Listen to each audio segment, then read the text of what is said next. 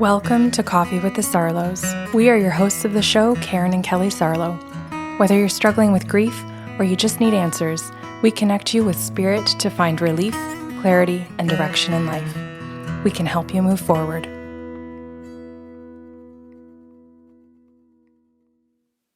Hi, Kelly. Good morning. I have a tough show today. Okay, I have coffee. You're going to need it. Okay, so let's make up names. Let's start. The client is Lavanya. Okay. Lav. No, pardon me. I got this backwards. Way to start a show. Romany. You're naming the client Romany, Romany is the client. named after her favorite psychologist. Yes. That's true. And we're just going to call her Rom.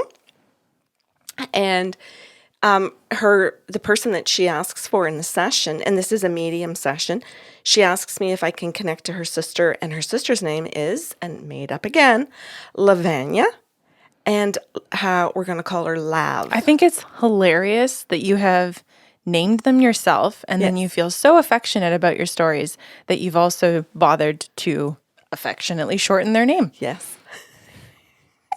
Like you have a full-on relationship with them. We're on a first name, nickname basis. Hey, I think we're past 450 episodes. Mm-hmm. All I can say is that, you got to go with the flow, right? Rom and Lav. Let's go. Rom and Lav. So Rom is sitting in front of me and she says, can you connect to my sister Lav? And I said, yep, let's see what happens. Lav says, I'm going to give you some facts first so that Rom can feel that I'm here and that you can both be assured that I'm fully present.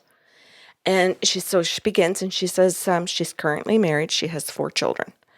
And I said, okay. So I asked Rom that and she said, yes. And I said, she's just giving facts, Rom, because we want to make sure that we've got her, right? And she goes, oh yeah, okay, good. I understand what you're doing. She says, go ahead and I'll just keep validating for you. So then Lav continues and she says, both of our parents are still alive, correct? And she says, both of them are independent and healthy, correct?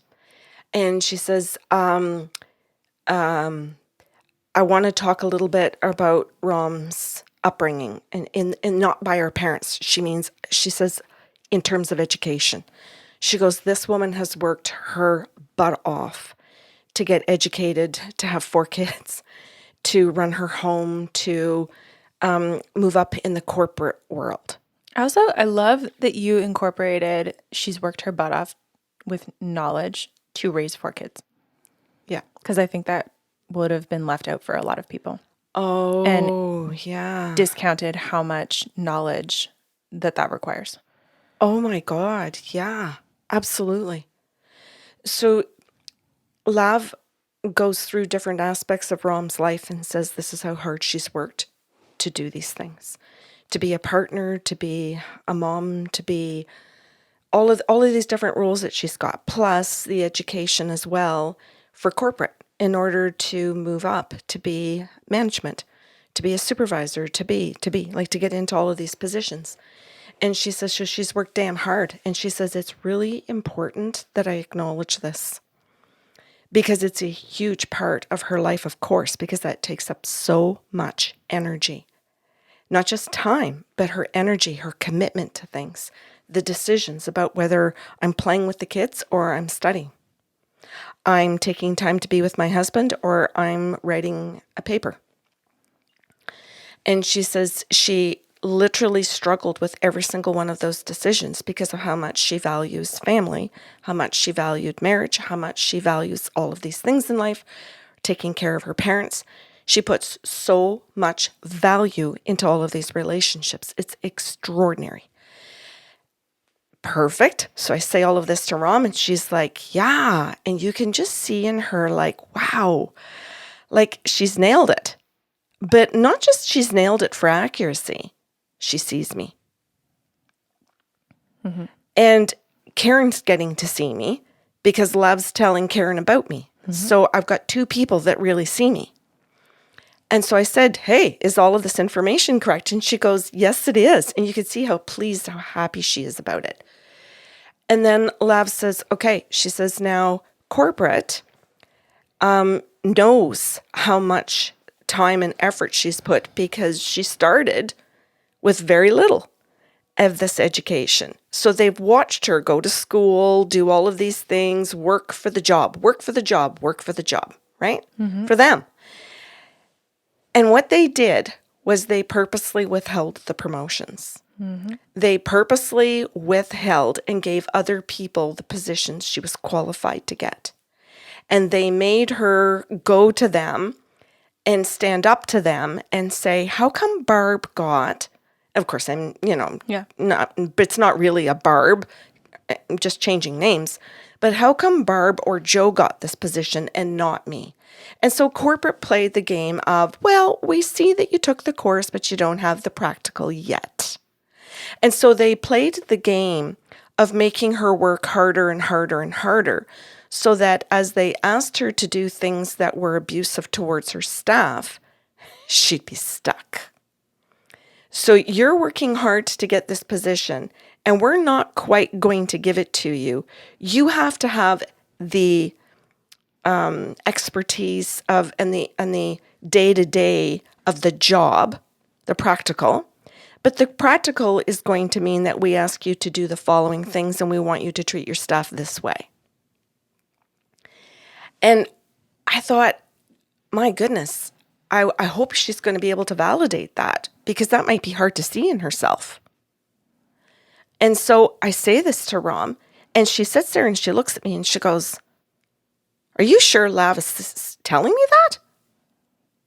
And I said, yes. I said, she's pointing out that it's a fact that when you applied for promotions, you didn't get them easily. And she goes, that's true. Like this. And I said, so are you just disputing that you think that corporate purposely withheld them from you? And she goes, no, I see what Lav is doing. She goes, my sister is smart. She goes, I know what she's doing. She's bringing to my attention how I've been treated. And I said, yeah. And I said, and she's saying that deep down, you are very intuitive. The way you were raised was to be intuitive.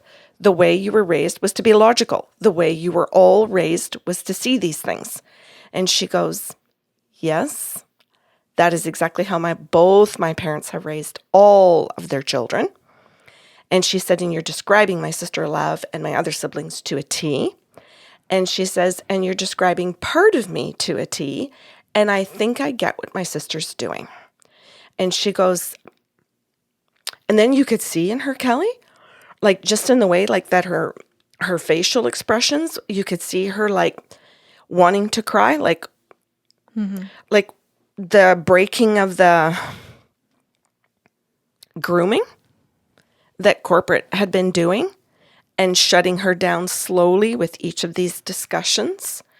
And she says, what else does Lav want to tell me? Like this. She goes, I have a feeling today's session is not at all what I thought it was going to be. And she says, I'm struggling. And I said, do you need a minute? And she goes, I do. She says, I need silence. Thank you very much for giving it to me. Actually, I'm willing to sit here and pay you for silence right now. She says, I need a moment. So then I say to Lav, what's going on? And she goes, she's just letting it sink in as to how much she's been groomed. You used the word groomed. And it was a word that my parents used all the time to say, the schools will groom you. The religions will groom you. You have to be aware of the grooming. You have to be conscious of what people are saying. You have to be able to keep your own personality and your own morals and your own values and your own ethics. They will steal them. Society will steal these things from you. So it's our job as your parents to make sure that you know these things. That's our job as parents, is to teach them and show you how to live them and to give you the family unit for it. And now Rom is sitting there going, oh Lord, if I've been sucked down this hole with corporate and it's been groomed out of me the way my parents said it would be, and I'm not seeing it. My parents are seeing that I've changed. And therefore, if they're seeing that I've changed, I know my parents, they've questioned me about the change. They've challenged me. And I won't accept the challenge. I'm shutting my parents down. This must be destroying my parents. So she says, this is what's going through her head. She goes, you just sit there because it's going to come out of her mouth in a minute. I know my sister. I know my parents. And I know my brothers and sisters. I know this family. She says, I know what Rama's going through. This is destroying her right now. And she says, and she's sitting in this session asking for me on a subconscious level, knowing that she needs to hear this and that there's no other way I would show up with just facts and tell her how great she is and tell her signs that I'm a butterfly when there's damn serious work to be done. Mm-hmm. And she says, we are not a family, no disrespect, Karen. We are not a family to show up and say we're the blue butterfly. Mm-hmm. We are the family to show up to say, what the hell is going on? Because we care and we get to the bottom of something. So I sat in silence with Ram until she decided to speak up. And the whole time, Kelly, my heart broke because I could just see in her facial expressions, her body, her shoulders, I could just see everything that she was going through. And then, of course, I've got Lav sitting beside me, telling me exactly what she's going through and what kind of family she's got. Well, it's interesting. So far you have not, and nor has Ram, mentioned the word disappointed, which I think is really cool. Because if her parents are raising her with this kind of conscientiousness and integrity, while there's an element of feeling disappointment because your heart broke for your kid, they're not projecting disappointment on her. They're creating a safe space for her to figure out this grooming on her own. They've gently given the challenge, but Rob's going to come to it in her own time, right? And Lav's saying, yeah, we're just going to fast forward this. This is kind of like I'm doing right now. Is that good? Yes. Okay. I love it. And I think it's really cool because as Ram is grieving this, it doesn't sound like it's going to be a shame situation for her because it doesn't sound like she was raised in that. Her heart is genuinely breaking because she knows that this would break her parents' heart. Not that she's caused them disappointment, but that it would hurt them so much to know that she's been enduring this. And her heartbreak is also her parents' heartbreak. Yes? With a bow. Thanks. Just with a bow, Kelly. I think it's cool because she could have chosen to go in defense mechanisms at that point. And, well, I mean, she's been defending her corporate self to her parents, right? And now she's going, oh, no, I have a really healthy choice point to make here. And I want to acknowledge what my parents must be going through. Then I can grieve what I've gone through. Like, it's beautiful. You said it. She's been defending her corporate self. Yeah. You said that is the gold line in this show. Yeah, it's a self-preservation mechanism. It makes sense. If that's what's been earning her income, she's got 4 children, she's got money to make. There's a legitimate fear happening. So the defense makes sense, even though it's going against what she's been raised to understand and know. Yes. And I hope people hear that compassion that hopefully she's also having for herself, right? Because you can feel stupid, you can feel humiliated, you can feel like I am educated. How did I not see it, right? Like we're all going to go through those kind of self-flagellating moments, and then we've ultimately got to come to the compassion of, okay, I also had responsibilities. I wanted to believe in or have faith in these systems. And now I'm learning I can't. I'm just letting everybody breathe. Okay. Seriously. Mm-hmm. I feel like it's necessary for us to actually pause in the show right now and actually coach people to take a breath. Inhale and exhale. Because I think so many people are going to be able to listen to this and go, that's me. Mm-hmm. I'm corporate. Mm-hmm. I am corporate. Yeah, and guys, corporate does not mean you're in a suit. Corporate can mean that you're in a Tim Hortons uniform. Yep. Corporate can mean that you are a teacher in a school. Yeah. Right? It can mean all kinds of things. It means that there is a system above you that has control over you. That's right. You could be low-level management, middle management, higher management, shareholder, stockholder. Like you can be supervised, like you can be so many different places. And listen to this. You could be the coworker at the very bottom of the scale and a brand new hire comes in, and it's the way that you teach that you mentor the brand new hire. This is for every person in every level. And some people think, oh no, there are no levels here, but there are always levels. And so I'm sitting and I'm watching and I'm just holding beautiful, non-judgmental space with no shame for Rom to sit in it. And so I'm very careful about my own body language, about my own eyes, the way I'm looking at her, absolutely everything. And all of the powers that I am as an energy healer with all of my licenses, I am holding and sending energy to this beautiful client who needs it.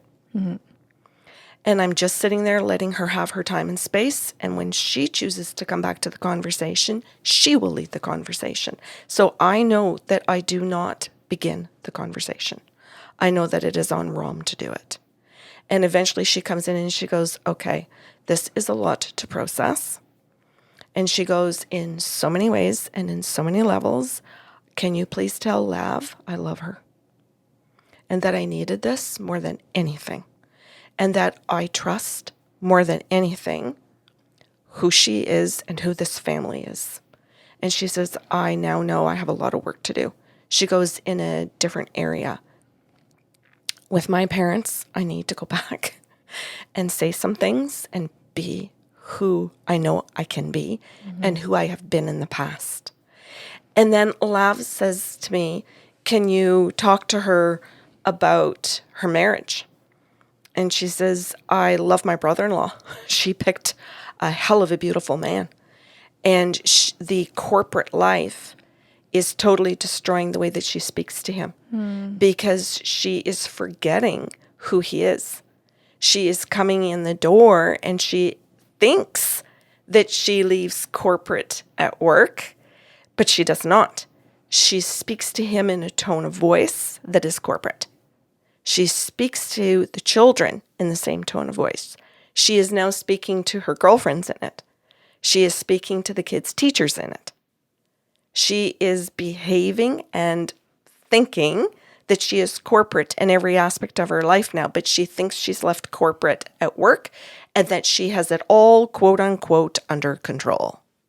And she says she needs to know she has nothing under control. Nothing at all, even though she is 100% convinced that she does. But again, that's just her way of defending herself because she doesn't want to have to see that that isn't the truth. She doesn't want to actually have to deal with the way that management is instructing her to bully staff by saying, we have goals, we have quarters, we have achievements to get, we have priorities. There's a whole language around targets. And all of this language are all, pardon me, Kelly, I want to word it in the best way that I can. I can't remember exactly how it was worded in the session. You've used a lot of corporate buzzwords. It's fine. I'm purposely trying to say that all those buzzwords are all under the guise of the bully. So we're going to bully, but we're going to say target. We're going to bully, but we're going to say we have a goal. We're going to say we have certain, profits that we have to make and dividends and pays and all of these things, but they're all being used under bullying. And so Lav says, I want you to throw out all those buzzwords and I want her to understand that what the establishment is doing, and the establishment can be government, it can be private industry, it can be chains, it can be anything. They're all using terms that look businessy or government-y, but are bullying, period. And I just want her to be aware of that because she's so good with language. She's so particular about language. And she's let that go. She's let it all go. And so here comes Patricia Evans. And I'm just going to say with her cape on, and Beverly in gel with her cape on. Meaning that Lav then sits down and says to her sister, Rom, you need to know the 15 forms of verbal abuse. You need to become like really in tune with what Patricia Evans is teaching, because the people above you are using the forms of verbal abuse, and then you're turning around and you're using them, but you're saying that it's business talk when it's not. It's not business talk, it's verbal abuse. And you need to know what they are, but you're never going to fully understand what they are because corporate is going to use their terminology to brainwash you and to gaslight you. So you need to know the 15 forms of verbal abuse to be able to go back to corporate and say, no, that's called being dismissive. No, that's called when you say that person doesn't have the right to being with their family, you're dismissing what they're saying. That's a form of verbal abuse. And then when you change the subject, that's called diverting. And when you, and as I'm saying this to Rom, you see a completely way that her body changes, the way she sits up, and it's like, what? She's giving me the tools like this. And I said, oh yeah, I said, she's going to hand you tools today. And she goes, I booked an appointment with a psychic medium and I'm getting tools? What the hell?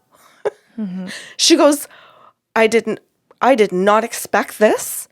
And she goes, go on. Who else did you say? I'm writing it down. And now I can see Rom is writing everything. But I also see that she's recording it too, right? And she says, who was the other lady with the cape?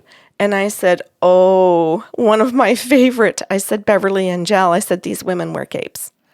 And she goes, well, what kind of a cape is she wearing? And I said, well, it's people pleasing. And she goes, I'm not a people pleaser, Karen. Were you present for the first half of the session, Rom? But isn't that interesting right there to see how well corporate government have gaslit her into believing that she's not a people pleaser because she's a bully? Well, she also didn't think she was a bully, so. Exactly. I also think many people don't understand that people pleasing is a form of bullying. Yes. Bingo. And that you can be people pleasing the people above you and then turn around and bully the people underneath you, mm-hmm. and believe that you are good leadership. Mm-hmm. Instead of going, oh my God, I'm a combination people pleaser, bully. Mm-hmm. And it just depends on who you are in your defense mechanisms or your shame to be able to see which one of you are. Mm-hmm. And so Lav is pointing this out, going, she's both a people pleaser and a bully. And in 5 minutes, she can be both people. Mm-hmm. That's how quickly she changes. So her staff are terrified of her because she can change that fast. And the people above her love that skill set, mm-hmm. and admire it in her. They think it's beautiful that she can be a people pleaser because she's people pleasing them, and a bully because she's bullying their staff. And they don't have to do it directly. She's doing it for them. So she's just an instrument. And so Lav says this is disgusting, and it is something that is abhorrent to our parents and to all of her siblings.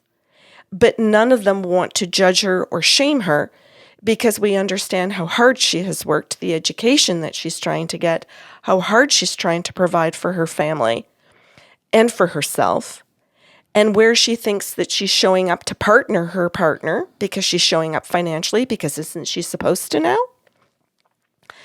And she's supposed to be a leader and show her parents or her children, that women can be successful. So isn't she showing her children that she's a success and a mom and a partner? Isn't she doing a good job? And inside, her intuition is screaming at her that it's all wrong. Mm-hmm. I want to note, too, that as Lav said, this is abhorrent, okay? Yes. They're judging the behavior. Yes. And there is nothing wrong with accurately labeling behavior. Yeah. That's not the same thing as making a judgment on the person. Correct. And this is where shame doesn't have to sit here, right? Because it's like, okay, behavior and who I am are two different things, right? I can choose to correct the behavior and know that I am still a good person, right? When we start to internalize our behavior as who we are, that's when we get really stuck, right? And change becomes very difficult because we can't separate out behavior from the person. Yes, thank you, Kelly. Yeah. So Rom sits in front of me after Lav gets to say all of this to her sister, and you get to really see here where there is a conversation occurring. It is not, can you prove it to me that you're a medium? Can you give me validations? Rom is getting all of her validations through Lav's discussion. It's through the conversation. It's not the brown hair, the blue eyes. Well, she did that in the beginning Yes. to lay a foundation of accuracy. Yes, but she totally lets all of that go to actually have a conversation and create a connection to Rom, that Rom is like, oh my God, I've got my sister and I'm actually deeply listening. And she's listening to her dead sister where she's having difficulty listening to two alive parents and the rest of her alive siblings. And where they are all trying to hold space for her to come to this without shame. And now Lav steps in, I think, most beautifully to be able to say, okay, I'm the one that's going to have the hard conversation then. I'm happy to have it. And I'm happy to bring it with love and facts and accuracy and validations, meaning this is actually what's going on in your life, and remind you without shame of who you are. Down to the virtues of who you are, those qualities, the beliefs in how you're supposed to actually treat people and who you are deeply at your core. And then let's Rom decide, who do you want to be? At no point during that session did Lav say to her, so what are you going to do? Or, hey, you should, or you know better, or here's your plan. This is what you need to do. She simply says to her, here are some books, The Nice Girl Syndrome by Beverly and Gell, The Verbally Abusive Relationship by Patricia Evans, and you go and you do what you will with your life. Okay. I'm going to plug life coaching here for a second. Yes, go. Because so many times in the reels that we're doing on Instagram, people are like, why did you give up channeling to go to life coaching? And they ask respectfully. This right here. So I love giving the messages that you're talking about. The channeling part is wonderful when you see those women as authors show up in capes and they throw, I don't know for you, but they used to throw their books at my head and be like, here, tell them about this. Oh. And that's great. But the channeled messages here, you go do what you want with these messages. And that's beautiful because that's your autonomy, right? So we see these clients leave the room on a high, really excited about the new tools that the spirit world just offered them. And that's amazing. Then when the session ends, everyone exits the Zoom room, the high dies down. Yeah. And maybe some of them read the books. Too many of them read it cover to cover within 48 hours. Yeah. And have not a fucking clue how to implement. Or they read it and they don't implement at all because they choose not to. Or they implement in all the wrong ways because they didn't know how to interpret it, because knowledge with context is very difficult, or without context is very difficult. And so I got into coaching because I wanted to be able to say, I'm going to hold you accountable to implementing what you just learned in that book. You're going to come back with your homework done, or there's going to be consequences. Well, can I also add too, Kelly, because I've heard while standing straightening my hair in the bathroom and brushing my teeth, because it's on the other side of your wall. I've heard snippets, like, for 5 or 10 seconds, where I've heard you actually give them the tools. And I've heard you break down the tools into manageable pieces. And I've also heard you give them the scripts. Yes. Where people will say, but I don't know how to say that to my boss. Well, I don't know how to say that to my husband. I don't know how to word that with my 5-year-old. I've heard you, wait and give me another minute.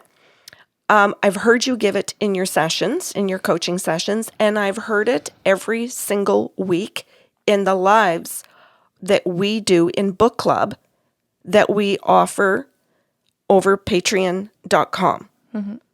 So I know that you offer that and we offer that in many different areas, including Sips of Sanity on Patreon.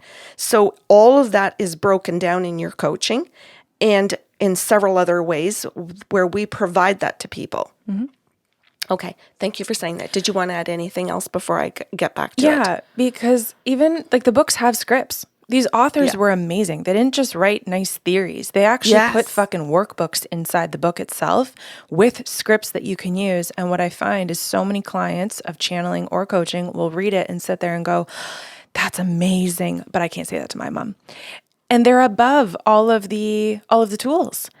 That's amazing, but I can't say that to my dad, right? And it's like, I'm sitting there saying, I'm going to challenge your belief system because the author can't do it as you're reading their work. And I'm going to say, you can, and you're gonna, right? And so this kind of guideline in terms of how they're expected to now operate, which is the accountability, provides this safety for them to actually implement change, have a hand holding them as they do it. And then we get to debrief to say, it went well, it didn't, shit hit the fan, how do I go forward, right? And they've got the how question being answered. Yeah, and I'll go on to say too, because you've done it to me in the past week in my own personal life, where it was necessary for me to establish and set some boundaries with some people, and where I thought I was doing a good job and I wasn't. And then where you challenged me and corrected me, and even just in slight words that allowed me that when I was in another correction with somebody one day, I caught myself and I went, oh, whoa. And I corrected it and I changed just even a word in a sentence. And the person looked at me and went, oh, and they got it. And I thought, oh my God, that's the power of changing just even one single word in your sentence. And how the person understands it completely differently. And from that, actions are different. So I got that live. I got that in real time just in the past week of my life. And I'll say this, we all get it in real time. We're just not aware of how we disintegrated the conversation. Yes. And all of a sudden we're like, I don't even understand how we're arguing right now. Yeah. And you don't recognize it's because of one word that you use that changed the entire context of everything. Yes. And that's not to point fingers and place blame. It's to say when you understand the tools that are being offered in these sessions and how it's broken down into something as simple as one word, right? The importance of language. You've actually got more insight, more to the tools, plus the accountability. Yes. Yeah. Thank you. Yeah, back to you. Okay, so back to Rom. So Rom sits in front of me and she says, okay, I think my head's blown up. And she says, and I'm just going to say something. Damn good thing. She says, because I think nobody could probably recognize the head that's been on these shoulders for the last couple of years. And she says, I have some serious apologizing to do. And she says, and the first person I have to go to is my parents. She goes, as much as I want to run to my husband right now, she says, I have to go to my mom and my dad. Because I've been with my husband for probably, 20, including dating, 23 years. And she says, but this is with my parents for, over 4 decades. And she says, I have got to go up to my parents and tell them that I am remembering what they've taught me. She says, because they have to be sitting there wondering what the hell has happened, that I have forgotten it. And she says, but I know how I forgot it. It's called grooming. And she says, they forewarned me for 2 decades that I would be groomed by corporate, by government, by religion, by friends, by business, by TV, by society was going to groom me. Social media is grooming me. She says, I'm understanding. She says, and I forgot to keep my eyes open, my awareness there about all of the ways we are groomed. She says, it's exhausting, Karen. And I said, yes. I said, it is exhausting, but without doing it moment to moment, we truly do lose our connection to ourselves, our logic, our humanity, our intuition, our empathy, our compassion, our toolkit. I could go on about the cost of what we lose if we don't bother making the effort in the moment. And when we make the effort in the moment, we get to keep all of the virtues. We get to keep our integrity, our intuition, our connection, our empathy to each other, which makes us so strong that the people that want to groom us lose their power over. And so Rom just sat there and went, okay, I got this. Their power over us. Just for context. That was a weird spot for a breath. Oh, that's right. Sorry. That's great. I wanted to say too, like, this is a personal example, but like, no, I'll just leave it general. I am being challenged in my relationship in particular to come outside of grooming that I've never questioned. That's never actually been something in my mind that's another option. And I can feel my anger, which is really just my discomfort and my fear, where my belief systems are being challenged. And I'm like, why is this necessary? It seems so minor. It seems so minuscule. And then you see the bigger picture and it's like, oh, what am I doing? You know, and I think I want to point that out because for a lot of us, you know, I'm going to use the example actually. Let's do this and you can cut it out if you want to. Wearing bras. This is something I know it's really personal, but we as women are taught from the time that you don't even have breasts to get into a training bra. And so we're purchasing products already. We're into consumerism, right? Because we've been sold the idea. Well, they got to get you then. We've been sold the idea that something is not right about your natural body. So you're going to wear this thing for your entire fucking life. Yes. So now you're a consumer for life. Yeah. Okay? Because you need to alter the way that you look. Regardless of what shape they are, by the way, you have to alter the way that they look. They're never going to be enough. They need to be in a bra. Yeah. And she looked at me and she was just like, why are you wearing one? Like, you of all people, you don't even have gravity against you. And I was angry at the idea that she was encouraging me to not wear one. And I sat there and I there's thought, your grooming. There's the grooming. There's the conditioning. I'm angry at her. Yes. Where she is trying to help me love and accept my own body. But you're mad and I'm at mad. her. Yes. Instead of the people that groomed you Yeah.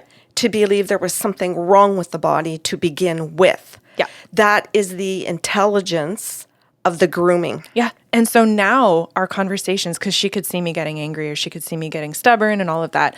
And I said to her, like, I'm mad at you for challenging this because I am more comfortable in a bra. And she's like, I know you are.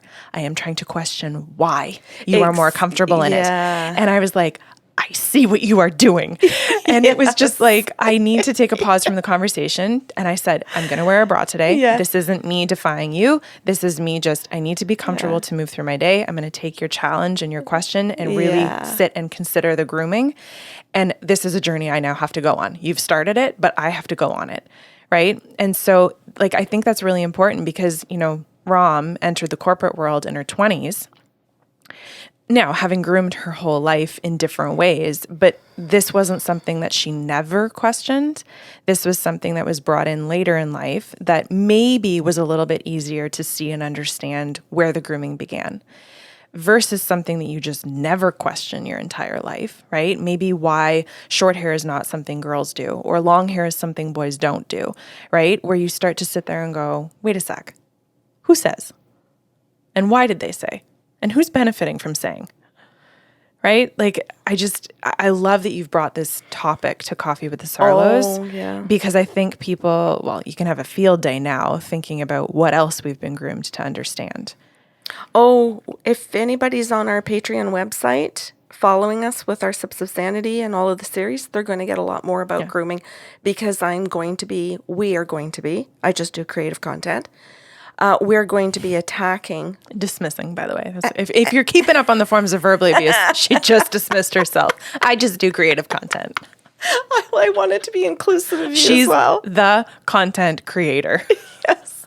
I'm going to be attacking grooming in every facet of life. And all we're trying to do is challenge what we've been groomed to believe so that we can question that and then we get to make different decisions as to who we want to be and how we want to think about ourselves in singlehood or whatever, or corporate or government or like all of these different things, right? Because we get to say to ourselves, hey, Rom can leave this session and go, I still want to be in corporate. I still want to be the owner or the boss. I still want this, but I don't necessarily want to be in it in this particular company with these ethics and the way that they do it, with their lack of morals and virtues. And maybe Rom says, I'm going to go out and I'm going to start my own company and do something similar and give them competition, but give people who want a healthier place to work in a different environment a place to be. So, and I think we need that. I think this whole thing about how we've been groomed needs to be challenged on every level, including education and teachers listening. Yep. I think we have to look at it in every single facet. Agreed. Well, I'm not wearing a bra. And I hope everyone has a beautiful day. Thank you for listening to Coffee with the Sarlos. If you enjoyed the show today, please be sure to subscribe on your podcast platform and leave a review. New shows will air every other Saturday.